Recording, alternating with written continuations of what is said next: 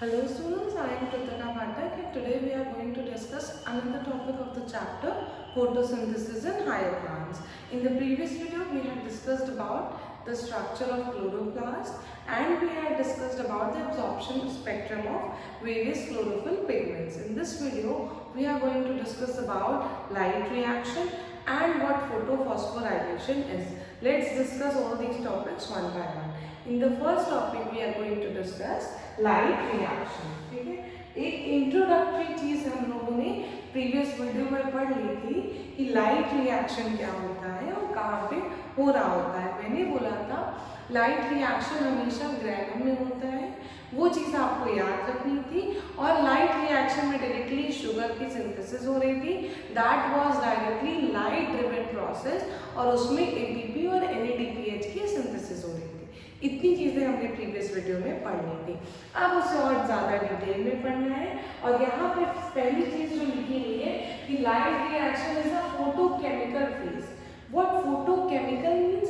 Photo means होता है light. ठीक है, वो लाइट जो कि एब्जॉर्ब होने के बाद प्लांट में कोई केमिकल रिएक्शन कॉज करने के लिए रिस्पॉन्सिबल हो, उस फेज को हम फोटोकेमिकल फेज कह रहे होते हैं. लिखा हुआ है द फोटोकेमिकल फेज इंक्लूड्स. अब इसमें बहुत एक कोई फेज है उसमें कई सारे रिएक्शंस हो रहे हैं. वो रिएक्शंस होने के लिए रिस्पॉन्सिबल क्या था? लाइट का एब्जॉर्प्शन. तो जब लाइट एब्जॉर्ब हो गई तो कई सारे रिएक्शंस होंगे और वो कई सारे रिएक्शंस क्या है? पहली बात तो लाइट एब्जॉर्ब होने के बाद वाटर स्प्लिट होता है, यानी कि H2O ब्रेक होता है. Let me change the color. I don't think blue color is visible. H2O break होता है into H plus आयन और O2 में. तो ये प्रोटॉन और ऑक्सीजन का ब्रेक डाउन लाइट को एब्जॉर्ब करने के बाद हो रहा है. और क्या चीज होती है? ऑक्सीजन रिलीज होगा. यहाँ पे हमें दिख रहा है. इसी तरह से एक और ऑक्सीजन का मॉलिक्यूल इससे मिलेगा तो O2 बन जाएगा. हाफ O2 1 O2 का मॉलिक्यूल बना और O2 इस तरह से रिलीज हो रहा होगा. फोटोसिंथेसिस का बाय प्रोडक्ट ऑक्सीजन ही होता है. तो वो लाइट एब्जॉर्प्शन के बाद जब फोटोसिंथेसिस कैरी आउट होगा तो उसके बाद ये ऑक्सीजन जो है वो इवॉल्व हो रहा होगा. उसके बाद लिखा है formation of high energy chemical intermediates that is ATP and NADPH. ये चीजें हमने लास्ट क्लास में पढ़ ली थी कि शुगर की सिंथेसिस के साथ साथ एटीपी और एनएडीपीएच का फॉर्मेशन होगा. दो नई चीजें हमें क्या जानने मिली? लाइट रिएक्शन में क्या हो रहा है? वाटर स्प्लिटिंग हो रही है और ऑक्सीजन का इवोल्यूशन हो रहा है. उसके बाद लिखा हुआ है ये जो पिगमेंट्स है, जिन क्लोरोफिल पिगमेंट्स की बात हमने लास्ट क्लास में की थी, वो पिगमेंट्स ऑर्गेनाइज होते हैं into two discrete photochemical light harvesting complexes, जिसको हम शॉर्ट में LHC भी कहते हैं. और ये लाइट हार्वेस्टिंग कॉम्प्लेक्सेस दो तरह के होते हैं. पहला है फोटोसिस्टम 1 और दूसरा है फोटोसिस्टम 2. फिर से सुन लीजिए. Light harvesting complexes are composed of various pigments that we had discussed in the last class. उन पिगमेंट से मिलकर के ये लाइट हार्वेस्टिंग कॉम्प्लेक्सेस बनते हैं. दो तरह के लाइट हार्वेस्टिंग कॉम्प्लेक्सेस होते हैं, फोटोसिस्टम 1 और फोटोसिस्टम 2. फोटोसिस्टम 1 और फोटोसिस्टम 2, ये इसका नाम इसके फंक्शन के बेसिस पे नहीं रखा गया है, इसकी डिस्कवरी के बेसिस पे रखा गया है. यानी कि जो फोटोसिस्टम 1 है वो बाद में काम करता है और फोटोसिस्टम 2 पहले काम करता है. लेकिन फोटोसिस्टम 2 का नाम 2 क्यों है? क्योंकि वो डिस्कवर बाद में हुआ था. फोटोसिस्टम 1 डिस्कवर पहले हो गया था, भले ही वो फंक्शन बाद में करता है. ये बात आपको हमेशा याद रखनी है. तीसरा पॉइंट लिखा हुआ है कि फोटोसिस्टम में सारे पिगमेंट्स होते हैं, सिर्फ क्लोरोफिल ए नहीं होता. क्लोरोफिल ए फोटोसिस्टम 2 में होता है. क्लोरोफिल ए फोटोसिस्टम 2 में होता है और ये लाइट हार्वेस्टिंग कॉम्प्लेक्स बना रहा है जिसको हम एंटीना कह रहे हैं. यही एंटीना हम नेक्स्ट फिगर में डिस्कस करने वाले हैं. ये देखिए आपको एंटीना क्या होता है? एंटीना वो एक रॉड लाइक स्ट्रक्चर होता है ना, जिससे हम लोग डिश टीवी का वो कनेक्शन कैच करने के लिए लेते थे. तो ये आपको कुछ एंटीना लाइक स्ट्रक्चर दिख रहा होगा. इसी पूरे के पूरे लाइट हार्वेस्टिंग कॉम्प्लेक्स को हम एंटीना कहते हैं. इससे पहले हम लोग डायग्राम समझे, कुछ 2-3 बातें और हमें अच्छे से समझनी होंगी. लिखा हुआ है कि ये पिगमेंट्स हेल्प करते हैं फोटोसिंथेसिस को, ताकि वो बाकी की वेवलेंथ्स ऑफ लाइट को और एफिशिएंटली एब्जॉर्ब कर सके। ये चीज़ हमने लास्ट क्लास में भी डिस्कस की थी कि chlorophyll A is the major light absorbing pigment, but उसके साथ साथ क्लोरोफिल बी, ज़ैंथोफिल और कैरोटेनॉइड्स ये वो पिगमेंट्स थे जो लाइट की एब्जॉर्प्शन एफिशिएंसी को इंक्रीज कर रहे थे by being with the chlorophyll A pigment. ठीक, उसके बाद लिखा हुआ ये जो क्लोरोफिल ए का मॉलिक्यूल है ये रिएक्शन सेंटर फॉर्म कर रहा है। यहाँ पे देखो रिएक्शन सेंटर इस तरह से ये रेड कलर की जो वे बनाई गई है ये रिएक्शन सेंटर है, यानी कि क्लोरोफिल ए यहाँ पे प्रेजेंट है, बाकी के पिगमेंट मॉलिक्यूल्स में ज़ैंथोफिल, कैरोटेनॉइड और क्लोरोफिल बी प्रेजेंट होगा। यहाँ पे जितने में रेड है उतने में क्लोरोफिल ए प्रेजेंट है। उसके बाद क्या बात लिखी हुई है कि फोटोसिस्टम 1 जो है वो रिएक्शन सेंटर है। यही चीज मैंने अभी थोड़ी देर पहले बताई कि फोटोसिस्टम 1 में क्लोरोफिल ए है, बाकी के पिगमेंट मॉलिक्यूल्स फोटोसिस्टम 2 में प्रेजेंट होंगे, और इसीलिए हम बोलते हैं कि इसका जो एब्जॉर्प्शन पीक है, मैक्सिमम लाइट कौन एब्जॉर्ब कर रहा है? क्लोरोफिल ए एब्जॉर्ब कर रहा है। कितने नैनोमीटर की? 700 नैनोमीटर तक की लाइट फोटोसिस्टम 1 जो है वो एब्जॉर्ब कर सकता है, बिकॉज उसमें क्लोरोफिल ए का पिगमेंट है। और फोटोसिस्टम 2 जो है वो 680 नैनोमीटर तक की लाइट को एब्जॉर्ब कर सकता है। फोटोसिस्टम 2 में बाकी के सारे पिगमेंट्स प्रेजेंट होते हैं, फोटोसिस्टम 1 में सिर्फ क्लोरोफिल ए प्रेजेंट रहता है। ये बात याद रखनी है, इससे एक बार क्वेश्चन नीट में पूछा जा चुका है। अब फिर से एक बार ये डायग्राम अगर आप समझो तो ये देखो, ये रेड वाला इसको रिएक्शन सेंटर बोल रहे हैं, दैट मींस कि यहाँ पे क्लोरोफिल ए प्रेजेंट है, बाकी के ग्रीन जो स्पॉट्स है इसको हम पिगमेंट मॉलिक्यूल बोल रहे हैं। इस पिगमेंट मॉलिक्यूल से इलेक्ट्रॉन आता है और यहाँ से ऊपर की तरफ ट्रांसपोर्ट होता है, और यहाँ पे प्राइमरी इलेक्ट्रॉन एक्सेप्टर होता है जो कि इस अपहिल ट्रांसपोर्ट, जो ट्रांसपोर्टेशन ऊपर की तरफ हो रहा है उसको हम अपहिल ट्रांसपोर्टेशन कह रहे हैं।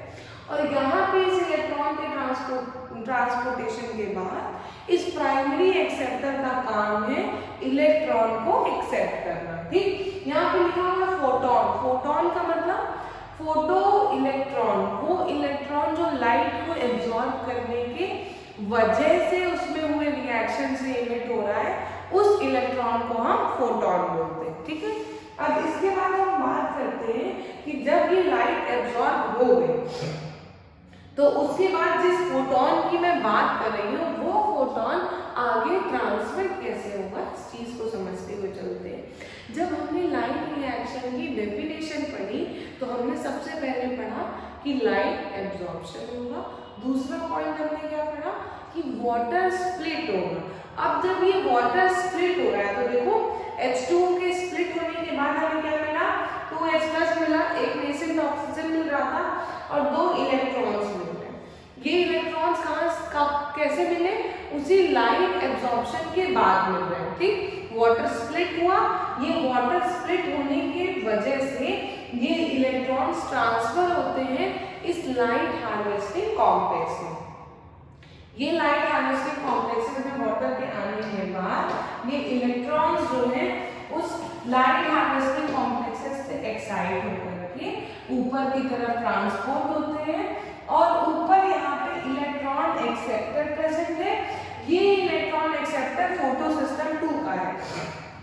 थोड़ी देर पहले मैंने अभी ये बात बताई थी, फोटोसिस्टम 2 680 नैनोमीटर की वेवलेंथ को एब्जॉर्ब करता है, इसलिए पहला फंक्शन जो है वो फोटोसिस्टम 2 पहले एक्टिवेट होगा, और फोटोसिस्टम 1 700 नैनोमीटर तक की वेवलेंथ को एब्जॉर्ब कर सकता है, तो उसका फंक्शन जो है वो बाद में एक्टिवेट होगा। उसका जो एब्जॉर्प्शन पीक है वो फोटोसिस्टम 2 के कंपैरिजन में ज्यादा है, मगर फोटोसिस्टम 2 का नाम 2 इसलिए रखा गया क्योंकि वो डिस्कवर बाद में हुआ था, फोटोसिस्टम 1 डिस्कवर पहले हुआ था। तो इनके नाम का कंडीशन जो है वो इनकी डिस्कवरी के बेसिस पे रखा गया है। फंक्शन पहले फोटोसिस्टम 2 करता है। फोटोसिस्टम 2 पहले 600 नैनोमीटर तक की वेवलेंथ एब्जॉर्ब किया, तो वो पहले एक्टिवेट हो गया। इलेक्ट्रॉन वाटर के एब्जॉर्प्शन से जो फॉर्म हुआ था वो इलेक्ट्रॉन इस लाइट हार्वेस्टिंग कॉम्प्लेक्स में आया, उसके बाद वो ट्रांसपोर्ट हुआ इलेक्ट्रॉन एक्सेप्टर के पास। वो इलेक्ट्रॉन एक्सेप्टर यहाँ पे इलेक्ट्रॉन ट्रांसपोर्ट सिस्टम के थ्रू फोटो सिस्टम 1 को अपना इलेक्ट्रॉन दे रहा है। अब इस ट्रांसपोर्टेशन में एक एटीपी सिंथेसाइज हो रही है, एक एडेनोसिन ट्राइफॉस्फेट सिंथेसाइज हो रहा है।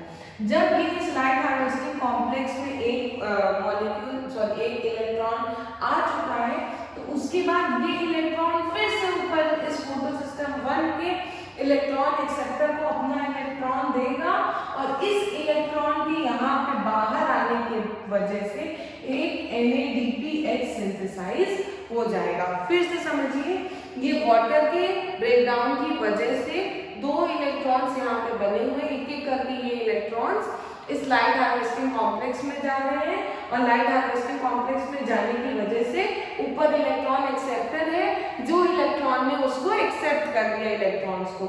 ये ट्रांसपोर्टेशन हो रहा है अपहिल ट्रांसपोर्टेशन, यानी कि नीचे से ऊपर जाना का वाला ट्रांसपोर्टेशन हम बोलेंगे अपहिल ट्रांसपोर्टेशन और ऊपर से नीचे आने वाले ट्रांसपोर्टेशन को हम बोलेंगे डाउनहिल ट्रांसपोर्टेशन।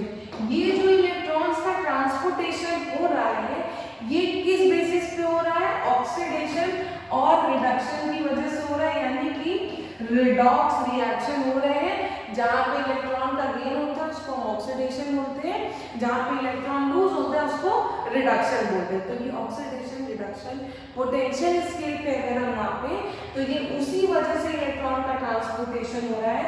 इसने इलेक्ट्रॉन गेन किया तो मतलब रिडक्शन, फिर उसके बाद इसने ये खुद को ऑक्सीडाइज करा, इसको रिड्यूस कर रहा है, फिर उसके बाद ये वापस से खुद ऑक्सीडाइज होकर इसको रिड्यूस कर रहा है, उसके बाद ये ऑक्सीडाइज ये रिड्यूस।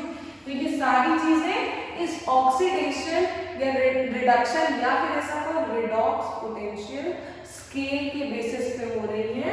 वाटर की स्प्लिटिंग की वजह से इलेक्ट्रॉन ट्रांसपोर्ट हुआ, लाइट हार्वेस्टिंग कॉम्प्लेक्स 1 में गया, ये PS2 का है लाइट हार्वेस्टिंग कॉम्प्लेक्स, उसने इलेक्ट्रॉन को एक्सेप्ट किया, इलेक्ट्रॉन ट्रांसपोर्ट सिस्टम के थ्रू उसने light harvesting to photosystem 1 के कॉम्प्लेक्स को इलेक्ट्रॉन दिया। इस टाइम पे एक एटीपी सिंथेसिस हुई। ये इलेक्ट्रॉन फिर से इस इलेक्ट्रॉन एक्सेप्टर के पास गया जो कि फोटो सिस्टम 1 का है। फोटो सिस्टम 1 के इलेक्ट्रॉन के पास आने के बाद एक फिर से एक NADPH सिंथेसाइज होता है विद NADP प्लस, एक मतलब प्रोटॉन के कॉम्बिनेशन की वजह से एक NAD प्लस NADPH में फॉर्म हो जाता है या फिर ऐसा कहीं कन्वर्ट हो जाता है। तो ये देखो यहाँ पे जो इस तरह से दिख रहा है, ये तुम्हें लेटरल Z दिख रहा है, मतलब इसको हम ऐसे भी तो बना सकते हैं, इसीलिए हम इसको Z स्कीम बोलते हैं। क्या बोलते हैं? Z स्कीम बोलते हैं, क्योंकि यहाँ से ये अपहिल ट्रांसपोर्टेशन, फिर डाउनहिल ट्रांसपोर्टेशन, फिर अपहिल ट्रांसपोर्टेशन, तो इस स्कीम को हम Z स्कीम बोलते हैं। थोड़ा सा और डिस्कस करते हैं इसके बारे में। देखो अभी मैंने बताया था स्प्लिटिंग ऑफ वाटर, ये स्प्लिटिंग ऑफ वाटर में क्या क्या क्रिएट किया? पहली बार तो 2 H+ आयन क्रिएट हुए, एक में से ऑक्सीजन और इलेक्ट्रॉन्स। तो ये जो वाटर की स्प्लिटिंग है, इसके हमें 3 प्रोडक्ट मिले और ये तीनों प्रोडक्ट जो है, एक तो ये ऑक्सीजन तो देखो प्लांट जो है वो as a by product evolve कर देता है, by product of photosynthesis oxygen होता है, तो ऑक्सीजन तो इवॉल्व होता है। उसके बाद ये इलेक्ट्रॉन्स है, electrons needed to replace those remove from photosystem are provided by photosystem 2। ये देखो कि अगर एक बार एक वाटर, यहाँ से मैं फिर से फिगर लगा रही हूँ, एक बार एक वाटर के ब्रेक डाउन होने की वजह से ये इलेक्ट्रॉन यहाँ पे ट्रांसपोर्ट हो रहा है, ऊपर चले जा रहे हैं, तो यहाँ तो इलेक्ट्रॉन खत्म ना, रिएक्शन तो कंटिन्यूअस चलती जानी है। तो जो रिएक्शन कंटिन्यूअस चलती जाए उसके लिए यहाँ पे और ज्यादा वाटर मॉलिक्यूल्स ब्रेक होंगे और इलेक्ट्रॉन कंटिन्यूअसली फोटो सिस्टम 2 को सप्लाई होता रहेगा by the splitting of this water. वही चीज इस लाइन में लिखी हुई है कि the electrons needed to replace those remove from photosystem 1 are provided by photosystem 2। फिर से कनेक्ट करने की कोशिश करिए, फोटो सिस्टम 1 से यहाँ से इलेक्ट्रॉन गया तो ये फोटो सिस्टम 1 में यहाँ पे ये प्रोटॉन का एडिशन होने की वजह से अब ये पूरा सीन से बाहर हो चुका है, अब इलेक्ट्रॉन वापस से इसी में नहीं आ रहा है ना, तो इसका मतलब है कि इलेक्ट्रॉन का रिएक्शन कंप्लीट, दोबारा जो इलेक्ट्रॉन चाहिए होगा उसके लिए वाटर फिर से स्प्लिट होगा, फिर से फोटो सिस्टम 2 जो है वो फोटो सिस्टम 1 को इलेक्ट्रॉन सप्लाई करेगा। जो इलेक्ट्रॉन फोटो सिस्टम 1 की वजह से बाहर जा चुका है वो फोटो सिस्टम 2 से फिर से अंदर आएगा by splitting of another water molecule when the light will absorb through the chloroplast. Second point दिखा हुआ है photo system 2 is located on the inner side membrane of the thylakoid. ये पॉइंट याद रखना है। अभी इससे आगे हम लोग केनी ऑस्मोटिक हाइपोथेसिस में फिर से हम कनेक्ट करेंगे ये photo system 2 inner membrane of thylakoid में, ये हमें दोबारा से डिस्कस करना होगा, तो ये अभी यहाँ पे याद रखते हैं। उसके बाद बात करते हैं फोटोफॉस्फोराइलेशन। फोटो का मतलब होता है लाइट, फॉस्फोराइलेशन का मतलब होता है एडिशन ऑफ फॉस्फेट ग्रुप। कहीं पे भी फॉस्फोराइलेशन लगा हो उसका मतलब होता है एडिशन ऑफ फॉस्फेट ग्रुप। तो अगर एडीपी है, एडिनोसिन डाइफॉस्फेट है, और उसमें एक और इनऑर्गेनिक फॉस्फेट लग गया तो वो एटीपी बन जाता है, ठीक। तो एटीपी का फॉर्मेशन मतलब एडिशन ऑफ फॉस्फेट हुआ, यानी कि फॉस्फोराइलेशन होता है। वो फॉस्फोराइलेशन जो लाइट की प्रेजेंस में होता है उसको हम फोटोफॉस्फोराइलेशन कहते हैं। यही चीज लिखी हुई है, the process of synthesis of ATP by cells in mitochondria and chloroplast is known as phosphorylation. और यही फॉस्फोराइलेशन अगर लाइट की प्रेजेंस में होता है तो इसको हम फोटोफॉस्फोराइलेशन कहते हैं, ठीक है। अब ये फोटोफॉस्फोराइलेशन दो टाइप के होते हैं, एक होता है नॉन साइक्लिक फोटोफॉस्फोराइलेशन और एक होता है cyclic photophosphorylation. Non cyclic photophosphorylation हमने अभी थोड़ी देर पहले देखा जब ये जेड स्कीम हम पढ़ रहे थे, अपहिल डाउनहिल और अपहिल का ट्रांसपोर्टेशन, तो एटीपी की सिंथेसिस हो रही थी, एनएडीपीएच की सिंथेसिस हो रही थी। वो नॉन साइक्लिक था क्योंकि इलेक्ट्रॉन एक बार एनएडीपीएच का फॉर्मेशन कर लिया, उसके बाद इलेक्ट्रॉन दोबारा से साइकिल में इंटर नहीं कर रहा था। साइकिल में होने का मतलब वो गोल गोल गोल गोल उसी में घूमता जाए, ऐसा तो नहीं हो रहा था। इसका मतलब वो फॉस्फोराइलेशन नॉन साइक्लिक फॉस्फोराइलेशन है।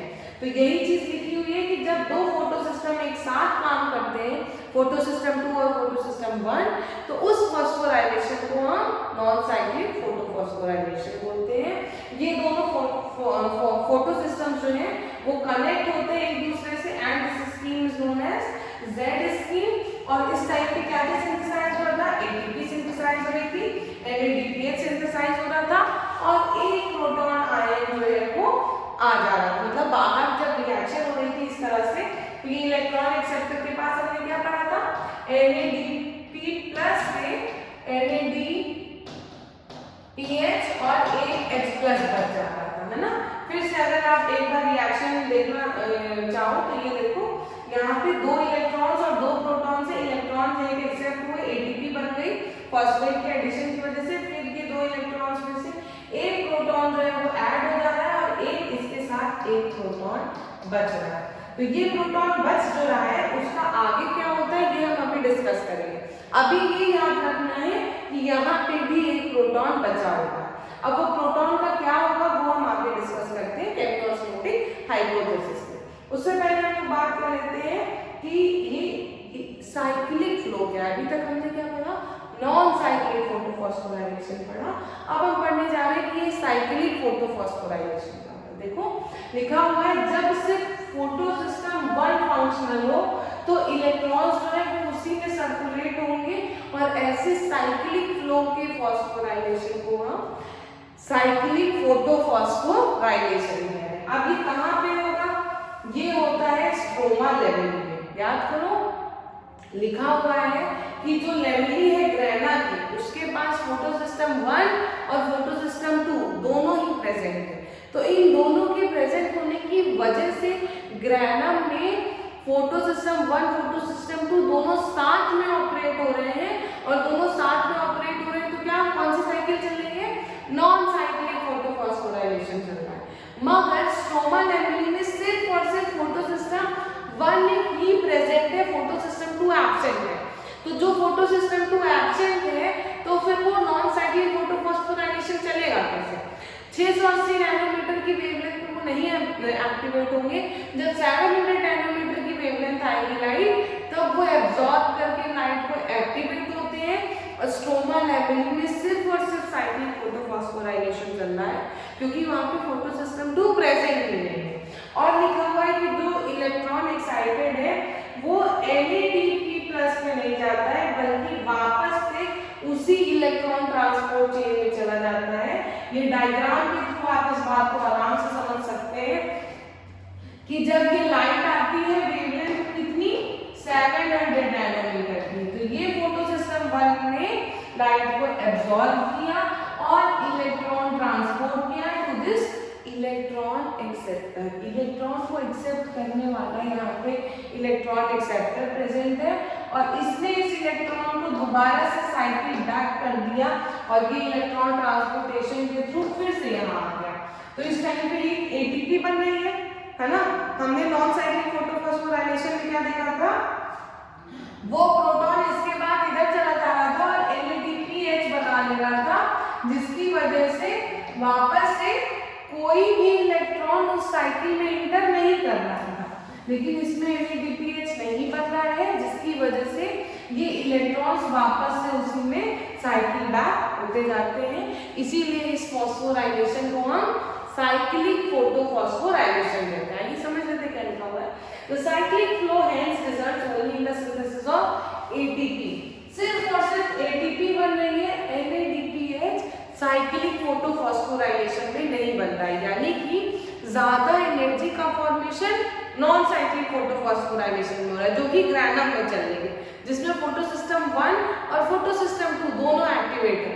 फोटो सिस्टम 2 680 नैनोमीटर की वेवलेंथ को एब्जॉर्ब करके एक्टिवेट हो गया। फिर जब 700 नैनोमीटर की वेवलेंथ आई तो फोटो सिस्टम 1 भी एब्जॉर्ब करके उसको एक्टिवेट हो गया और अल्टीमेटली ATP NADPH दोनों ही चीजें इस नॉन साइक्लिक फोटोफॉस्फोराइलेशन में बन रही थी। बट साइक्लिक फोटोफॉस्फोराइलेशन में सिर्फ और सिर्फ यही एक ATP बन रही है, NADPH का फॉर्मेशन नहीं हो रहा है। उसके बाद क्या लिखा हुआ है, cyclic photophosphorylation also occurs when only light of wavelength beyond 600 nanometer are available for excitation। ये तो obvious सी चीज है ना, अभी मैंने बताया कि ये 700 नैनोमीटर की वेवलेंथ को एब्जॉर्ब करेंगे तो 680 से ज्यादा होना चाहिए। वही पॉइंट लिखा हुआ है कि 680 के बियॉन्ड ज्यादा, उससे ज्यादा एब्जॉर्प्शन के लिए लाइट स्पेक्ट्रम होगा तभी ये फोटो सिस्टम 1 एक्टिवेट होगा और फिर ये इलेक्ट्रॉन्स जो है वो अपने transportation oxidation reduction potential scale के हिसाब से ये इलेक्ट्रॉन्स ऊपर जाएंगे और उसके बाद ये साइक्लिक फोटोफॉस्फोराइलेशन चल रहा होगा। ठीक, हमने क्या क्या चीजें देखी, एक तो वाटर की स्प्लिटिंग हो रही है, दूसरा हमने देखा NADPH और ATP फॉर्म हो रहा था इन साइक्लिक फोटोफॉस्फोराइलेशन। मैंने बोला था जब इन नॉन साइक्लिक फोटोफॉस्फोराइलेशन, जब नॉन साइक्लिक फोटोफॉस्फोराइलेशन हो रहा था तो यहाँ पे NADPH बन रहा था, उसके साथ साथ एक प्रोटॉन बचा हुआ है। जो प्रोटॉन यहाँ पे बचा है, जो प्रोटॉन वाटर की स्प्लिटिंग से बचा है, वो सारे प्रोटॉन्स का क्या होगा ये हम लोग नेक्स्ट वीडियो में जब केमियोस्मोटिक हाइपोथेसिस डिस्कस करेंगे तब पढ़ेंगे। ठीक है, thank you for the lecture. This was all about today's video.